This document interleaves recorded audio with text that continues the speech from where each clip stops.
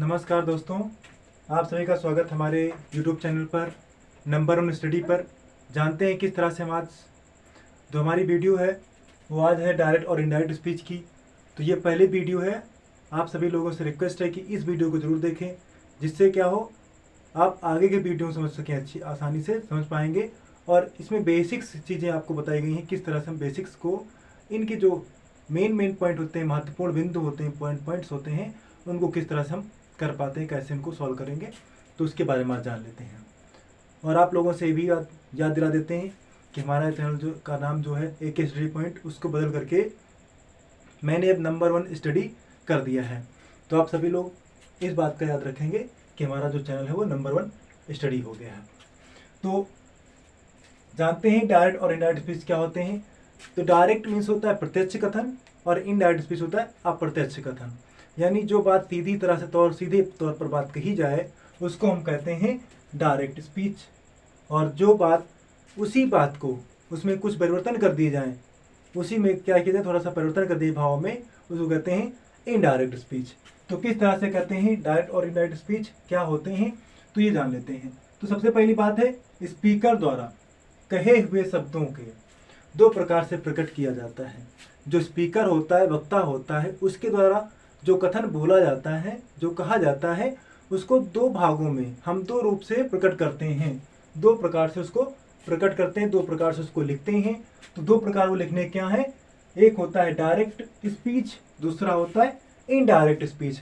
तो direct speech क्या होता है, तो डायरेक्ट स्पीच जो वक्ता द्वारा, स्पीकर द्वारा स्पीकर के शब्दों को ज्यों त्यों लिख देते हैं, जो स्पीकर के शब्दों को ज्यों त्यों पर लिख देते हैं, उसको हम क्या कहते हैं, डायरेक्ट स्पीच कहते हैं। तो डायरेक्ट स्पीच कहते हैं जो स्पीकर होगा उसके द्वारा वही बात को ज्यों त्यों लिख दिया जाता है, उसी को हम डायरेक्ट स्पीच कहते हैं। देखिए डायरेक्ट स्पीच जैसे है, he said to me, he said to me, comma, inverted comma,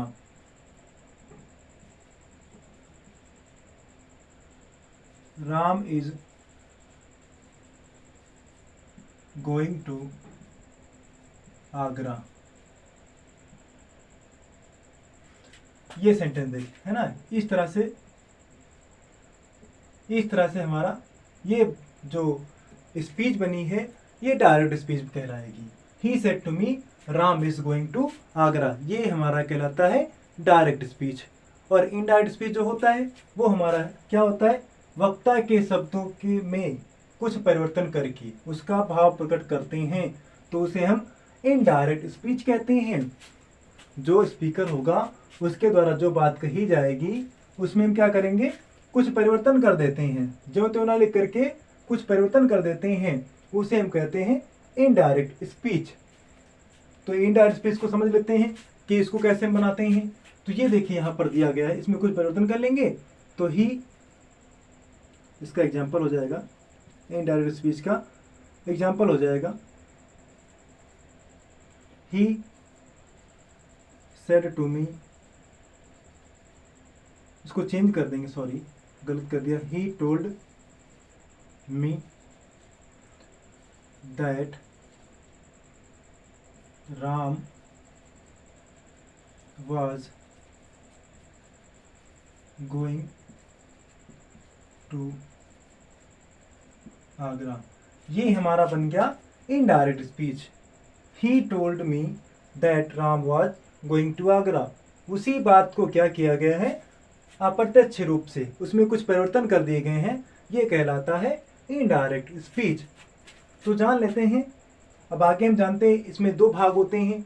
हमारी जो डायरेक्ट स्पीच होती है उस डायरेक्ट स्पीच में दो भागों में उसको डिवाइड करते हैं। वो दो भाग कौन कौन से होते हैं, तो पहले जान लेते हैं ये भाग क्या होता है हमारा। ये भाग जो होता है इसको कहलाता है रिपोर्टिंग वर्ब। रिपोर्टिंग वर्ब, ये भाग जो हमारा होता है रिपोर्टिंग वर्ब कहलाता है। और ये वाला जो हमारा भाग होता है नोटेड कॉमा के बीच में, ये वाला भाग कहलाता है रिपोर्टेड स्पीच। रिपोर्टेड स्पीच, ये वाला भाग हमारा कहलाएगा रिपोर्टिंग वर्ब और वो वाला भाग कहलाएगा रिपोर्टेड स्पीच। रिपोर्टेड स्पीच में जो वक्ता जो कहता है, स्पीकर जो होता है, उसके बाद उसने जो बात को कथन को कहा है, उस कथन को रिपोर्टेड स्पीच में लिखते हैं। वो कथन हमारा क्या होता है? रिपोर्टेड स्पीच होता है। और रिपोर्टिंग वर्ब वो वाला भाग होता है जो वक्ता जिससे बात कहता है, वो वाला भाग हमारा रिपोर्टिंग वर्ब कहलाता है। तो ये देखिए, रिपोर्टेड स्पीच को हम रिपोर्टेड पार्ट भी कहते हैं, रिपोर्टेड स्पीच को हम क्या कहते हैं? रिपोर्टिंग पार्ट भी कह सकते हैं, रिपोर्टेड पार्ट कह सकते हैं। लेकिन यहाँ पर हम क्या करते हैं, ये ध्यान रखेंगे, रिपोर्टिंग वर्ब जो भाग होगा, रिपोर्टिंग वर्ब जो भाग होता है वो कॉमा से बाहर वाला भाग जो होता है वो रिपोर्टिंग वर्ब कहलाएगा, और इन्वर्टेड कॉमा के बीच वाला रिपोर्टेड स्पीच कहलाता है। तो इतना हम समझ लिए ना कि हम रिपोर्टिंग वर्ब क्या है, रिपोर्टेड स्पीच क्या है, डायरेक्ट स्पीच कैसे होते हैं, और इनडायरेक्ट स्पीच क्या होते हैं। और इन दोनों में, रिपोर्टेड वर्ब में भी और वहाँ पर भी, आरएस में भी, इसको हम शॉर्ट फॉर्म में कहते हैं आरवी, और इसको कह सकते हैं आरएस। शॉर्ट फॉर्म में हम इसको आरएस कहेंगे। तो आरवी और आरएस को शॉर्ट फॉर्म में कह सकते हैं। तो ये यहाँ पर क्या होता है, एक सब्जेक्ट होगा, वर्ब होगी, ऑब्जेक्ट होगा। और जरूरी नहीं कि ऑब्जेक्ट हो, लेकिन होगा। यहाँ पर सब्जेक्ट होगी, वर्ब होगी, ऑब्जेक्ट होगा। तो कुल मिलाकर के दोनों सेंटेंस में, दोनों पार्ट में, चाहे वो रिपोर्टिंग वर्ब वाला भाग हो या फिर रिपोर्टेड स्पीच वाला भाग हो, दोनों भाग में सब्जेक्ट वर्ब ऑब्जेक्ट आपको होगा, मिलेगा। अब हो सकता है यहाँ पर रिपोर्टिंग वर्ब वाले भाग में, आरबी वाले भाग में वर्ब ना दिया, वो ऑब्जेक्ट ना दिया गया हो, लेकिन तो ऑब्जेक्ट नहीं दिया गया तो भी सब आपको सब्जेक्ट और वर्ब तो मिलेगी। तो आगे जान लेते हैं किस तरह से हम आगे करेंगे।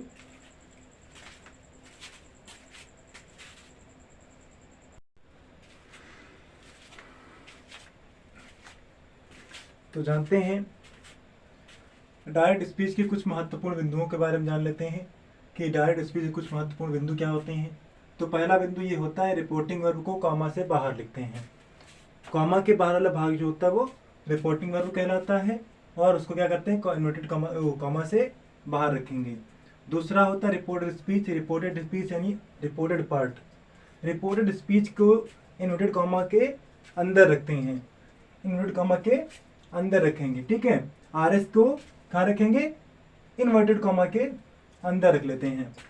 और फिर क्या करते हैं, जो आरएस का पहला अक्षर होता है उसको हम कैपिटल से लिखते हैं, पहला अक्षर जो होगा वो कैपिटल से उसको लिखते हैं। फिर जान लेते हैं कुछ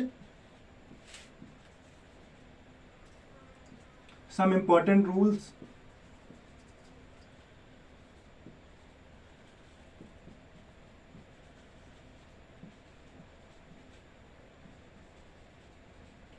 Some important rules for changing into indirect speech. Into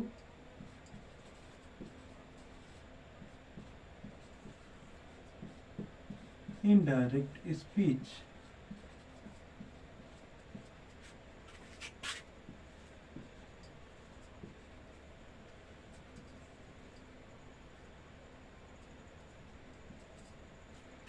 तो कुछ रूल्स लिखेंगे, some important rules for changing into indirect speech. Direct speech से इनडायरेक्ट स्पीच बनाने के लिए कुछ महत्वपूर्ण रूल्स होते हैं, उनके बारे में जान लेते हैं।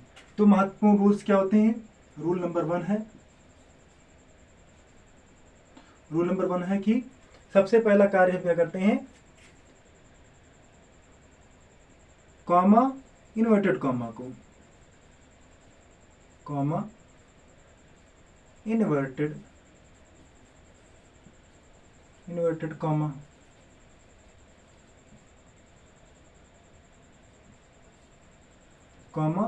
इन्वर्टेड कॉमा को हटाकर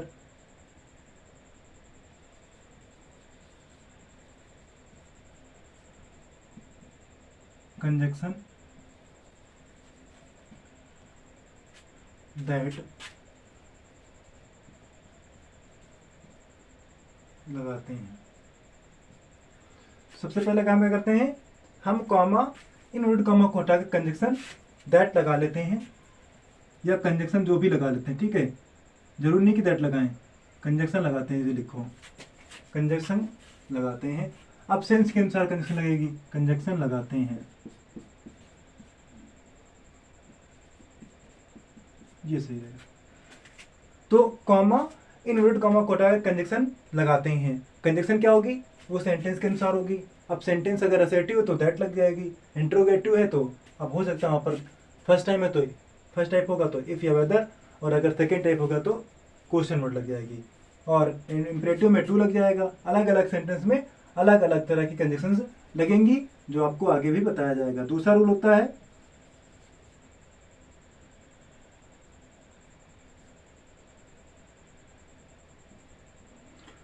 कॉमा इनवर्टेड कॉमा को हटा करके हम क्या करेंगे, कंजक्शन लगा लेंगे।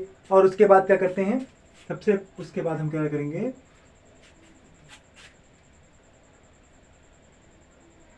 आरबी को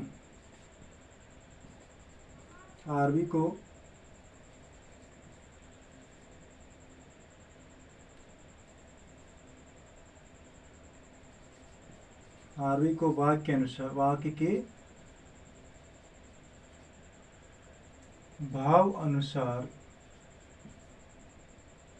आरबी को वाक्य के भाव अनुसार टोल्ड में, सिर टू को, यानी देखो ये कर लें, टोल्ड में,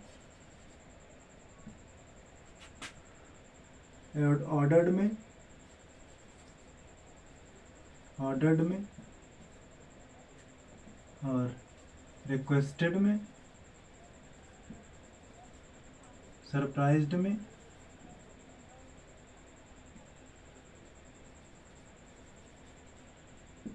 एटसेट्रा। तो आरबी को भाव के अनुसार इसमें हम इन सभी में आदि में बदल देते हैं।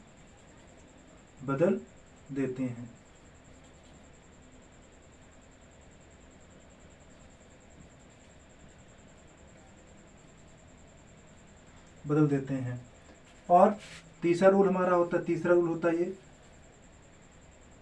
रूल है फर्स्ट पर्सन प्रोनाउन को आरएस के फर्स्ट पर्सन प्रोनाउन को आरबी के सब्जेक्ट अनुसार, आरबी के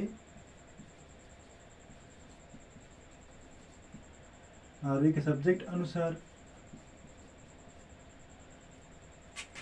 सेकेंड पर्सन को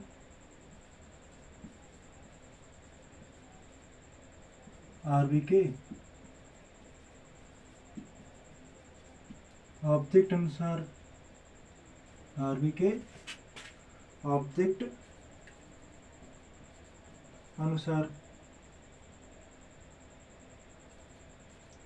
और थर्ड पर्सन में अनुसार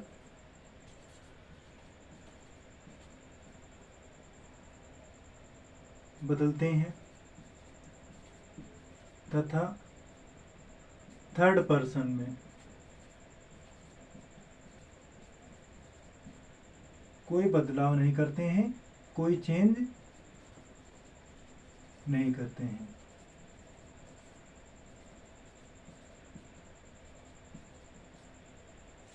तो ये रखेंगे। आरबी का जो पर्सन होगा, तो यानी पहले क्या करेंगे, हम कॉमा को हटा करके, कॉमा इनवर्ट कॉमा हटा करके कंजक्शन लगा लेंगे। उसके बाद आरबी के भाव अनुसार बदल देते हैं, आरबी को भाव वाक्य के भाव के अनुसार बदलेंगे। उसके बाद आरएस के प्रोनाउन को, फर्स्ट पर्सन प्रोनाउन को आरबी के सब्जेक्ट अनुसार, सेकेंड पर्सन को आरबी के ऑब्जेक्ट अनुसार, और थर्ड पर्सन को हम क्या करेंगे, नहीं चेंज करते हैं। तो इसके लिए आपको एक बात हम बता देते हैं, एक बात याद होती है, रखेंगे प्रोनाउन के लिए, प्रोनाउन के लिए ये लागू होगी। प्रोनाउन में ये लागू होता है, सिंपल सा आपको याद रखना, SON सन, ठीक है, 1 2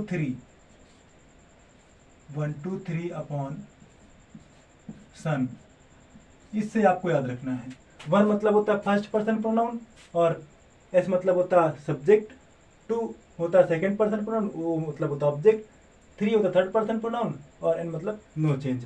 तो फर्स्ट पर्सन को सब्जेक्ट अनुसार, सेकेंड पर्सन को ऑब्जेक्ट अनुसार, और थर्ड पर्सन में कोई बदलाव नहीं करते हैं। उसके बाद टेंस को क्या करते हैं, अगला हमारा होता है टेंस का रूल। वो हम आगे ये होते हैं मुख्य रूल्स जो हम कुछ रूल्स होते हैं इनडायरेक्ट स्पीच में बदलने के, जो हम बदलते हैं। इसके अलावा हम टेंस के रूल्स और बाकी रूल्स हम क्या करेंगे, अगली वीडियो में जानेंगे कि वहाँ पर किस तरह से हम टेंस को बदलेंगे। और अगला जो हमारा होगा वो असर्टिव सेंटेंस होगा। असर्टिव सेंटेंस में किस तरह से हम सेंटेंसेस को चेंज करते हैं, उनमें बदलाव करते हैं, इन सब चीज़ों के बारे में हम अगली वीडियो में जानेंगे। तो आपका पूरा वीडियो देखने के लिए धन्यवाद आप सभी का, और वीडियो को लाइक करें, शेयर करें और चैनल को सब्सक्राइब कर लें यदि आप नए हैं तो। वीडियो को देखने के लिए आप सभी का धन्यवाद।